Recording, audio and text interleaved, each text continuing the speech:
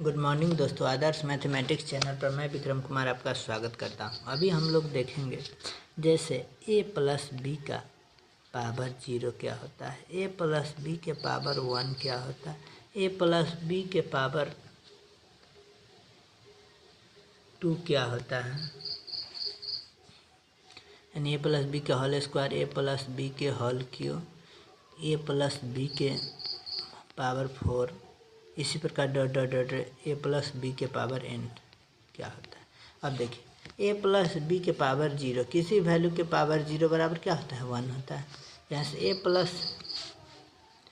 Plus B के power 1 थी, जस के तस रह जाएगा a प्लस बी। अब देखिए a प्लस बी के होल स्क्वायर, तो यहाँ से हो जाए a square plus 2ab plus B square. यहाँ से हो जाएगा a प्लस बी के whole cube a cube plus 3a square B plus 3ab square plus B cube.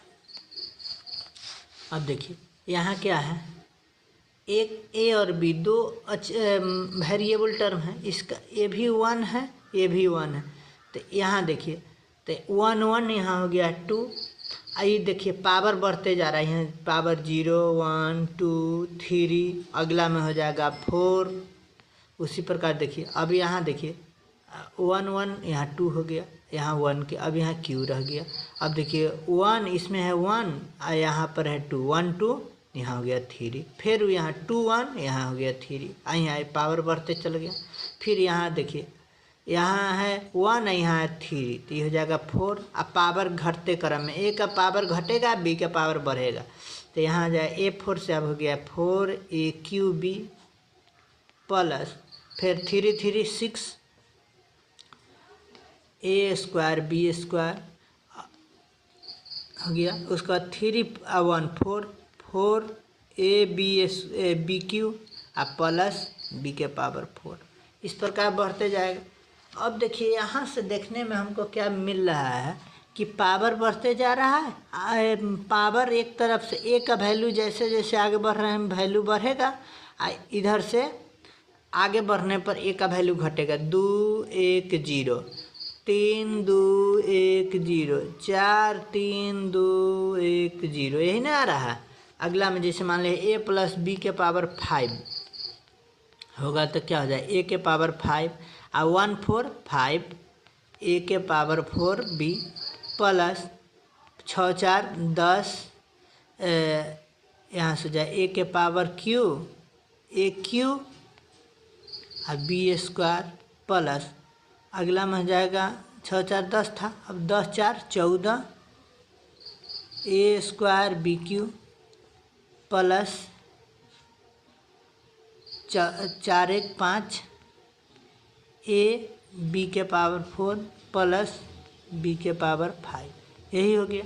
इसी प्रकार बढ़ते जाएंगे तो यहाँ से हो जाएगा a के पावर n प्लस,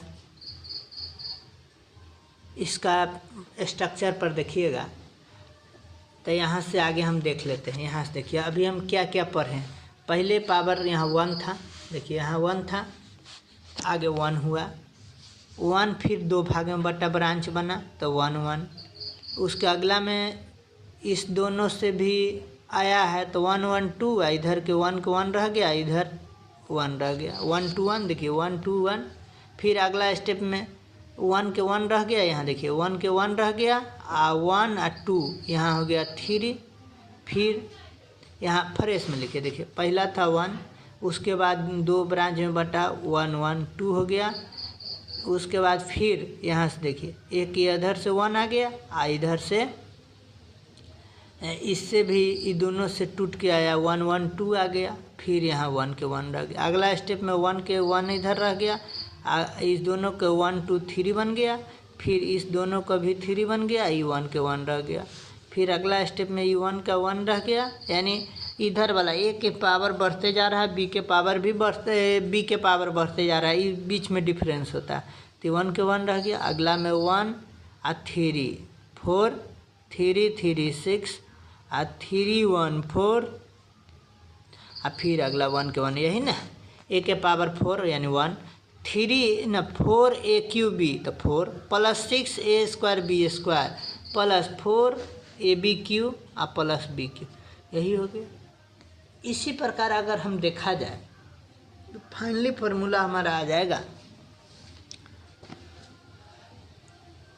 ए प्लस बी के पावर एन यानी A to the power N, यानी इसको कर दीजिए कॉम्बिनेशन के रूप में N C zero A to the power N X A to the power N into B to the power zero plus N C one. अब A के power घट रहा है तो ए के पावर एन माइनस वन अब B plus N C two A के power N minus two अब B square plus N C three A के पावर एन माइनस थ्री अब B Q plus dot dot dot dot dot क्या हो रहा है, power इधर घटते जा रहा है इधर बढ़ते जा रहा है तो प्लस ही हो जाएगा N C N X to the power zero और Y to the power N, यही फाइनली बढ़ते जा रहा है। जैसे यहाँ देखिए नहीं X to the power N नहीं इसको कर दे A to the power zero और B to the power N. अब देखिए जैसे ए प्लस बी के पावर फाइव, तब इधर आ गया ए के पावर फाइव और इधर लास्ट में क्या हो गया बी के पावर फाइव, इसमें ए के पावर जीरो है इसमें ए बी के पावर जीरो है, इसी प्रकार हो गया। अब देखिए अब एन सी जीरो का मतलब क्या है, एन सी जीरो चाहे मान लीजिए एन सी कुछ डाल दिए, एन सी जीरो के फार्मूला होता है कॉम्बिनेशन का होता है एन फैक्टोरियल बाई यहाँ से एन सी जीरो है तो ये हो गया zero factorial into N minus zero factorial, ये हो गया।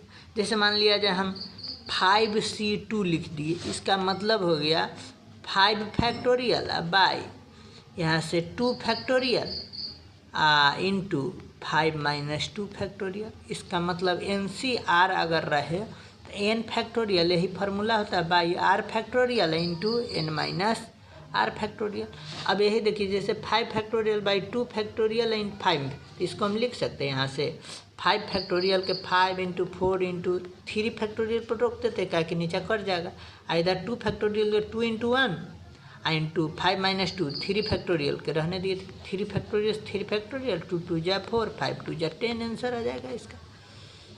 तो इसी प्रकार हम लोग देखे हैं ए के पावर कितना भी रहे तो हम इस प्रकार देख सकते हैं। अगर यह वीडियो अच्छा लगे तो लाइक सब्सक्राइब और दोस्तों के साथ शेयर कर सकते हैं। जय हिंद।